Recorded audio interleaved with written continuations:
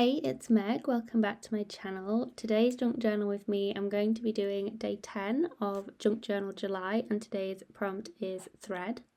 And to be honest, when I was adding this prompt, I was thinking of the literal sense of thread and being able to do some stitching in my journal. To be honest, any excuse to add hand stitching to my journals, I'm down. So I wanted to create something that was really textured, because the thing that I love most about hand stitching in my journals, well, there's actually two things.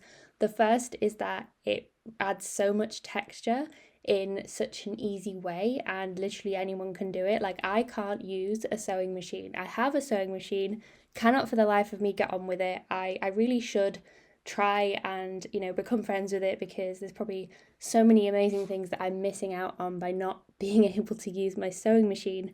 However, that doesn't stop me adding stitch details to my journal, because you can just do hand stitching. I think some people call it like slow stitching as well, and it's just such a therapeutic way to add details. I have a stash of embroidery thread that I picked up secondhand at a charity shop literally about 6-7 years ago now, and whoever had donated them had sorted them into colour coordinated Ziploc bags, and there were so many, and it wasn't even that much money considering they were embroidery threads, and I'm still using them. They're still going strong.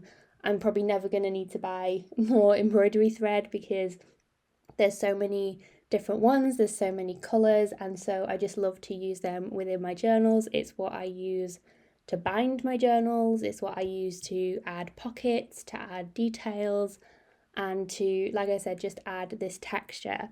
But the second thing that I really love as well is that it's just so easy, and anyone can add stitch details. If you just got a needle and some thread and you're able to actually thread the needle, because sometimes I do struggle with actually getting the thread onto my needle.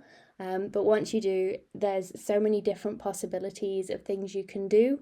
I'm just doing here some straight little stitches to add a bit of an abstract pattern to this, but you can also use this in more practical ways. So if you were to stitch along the edges of papers, you can make like a tuck spot. That's something I've done before, to make a pocket, or to just add along the edges, and then when you close your journal you can see all the details and the threads like poking out. That's just something I really love. I think just because I really love chunky journals as well, so having all of those bits and pieces peeking out of the edges is just something that brings me a lot of joy. I think when I see them all lined up, and you can just see it's like all the little bits of personalities of my journals. So having threads and stitching and all these different things within my journals is one of the ways that I like to add that to them.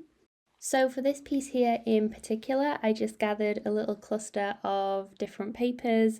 I have some like packaging paper there, the sort of, it wasn't quite tissue paper, it was a bit thicker than tissue paper, but I thought it would add a nice backdrop on top of this tag that I've got, and then a few sort of like faux vintagey papers as well, keeping it really neutral. And then I added some pink thread on the top, because if you've been watching my junk journal with me videos this month, you know I'm going for a pink and neutral theme. So to keep that going, I decided to use some pale pink thread, which I think complements this really nicely. And so that my papers didn't go everywhere as I was adding the stitching, I just added a little clip, as you can see there on the right hand side, just to pin everything together whilst I was doing the stitching. I also had a piece of like off-cut ribbon. It was in a cream colour, and I decided to layer that in as well.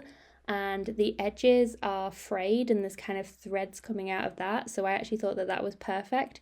Even though it looks a little bit rugged, it's something that goes with this prompt, I think, really well, and adds another sort of dimension of threads that I've got going on, and having that textural textile effect, I think, works really nicely for this little piece. So it was basically just doing a bit of a embellished tag, I suppose, with all of these different collage bits. I didn't really expand beyond that in terms of the page. I really concentrated just on this and then glued this down to the page and had this as my sort of center for everything.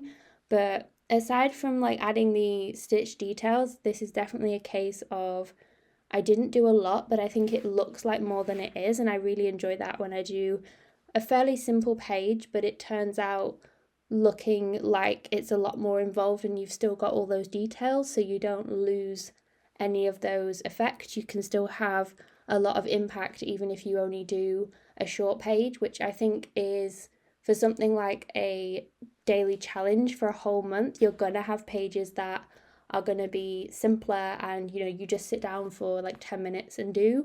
Not every page is going to be really involved and bells and whistles and all singing and all dancing. This is a lot more simple, and I don't want to say basic because it's still got all those different elements, but it's just a lot more refined, I guess, and it all came together really well, I think. So it's probably just like the colours and the different elements that I've layered onto the piece.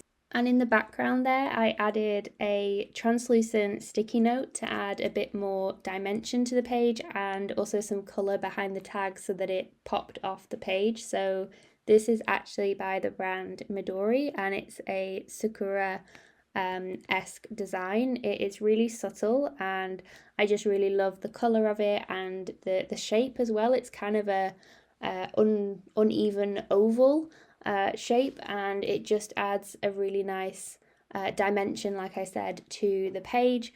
Not adding a lot, but it still adds something. And then I also added this little key to the tag by threading it through the string there. Now, I don't know if I'm going to end up removing this because it might not stay put and I might have to come up with a way to stick it down. I might have to get my hot glue gun out or something because it's probably going to annoy me if it's moving around on the page. And also the dimension of it on the page, I tend to keep things fairly flat, so I don't know how it's going to play, but I figured seeing as this is a no-sew journal, maybe I can get away with doing some more dimensional elements. And it was just fun to add because I don't tend to add a lot of like dimensional things like this, so why not add a key to this, I guess. I also used my little Enjoy Today stamp because I wanted some text on this piece, but there was nowhere really that I thought I wanted to draw attention to a lot, so it was quite subtle, having it along the edge there. And I added a bit of scribbling with my white pencil just to, I don't know, make the other parts of the page feel like they weren't left out, and to also make it feel like it wasn't just completely floating there on my page. I also have these stickers that my friend got me when she went to Japan recently. I adore them and I've been saving them, but also I'm trying not to save the nice things. So I added one of those, and that little touch of colour just added a really special touch to my page. And this was my finished piece for the prompt of thread, so I'm really pleased with the little textured page that I've ended up with. Thank you for watching as always, and I hope you enjoyed journaling along with me today.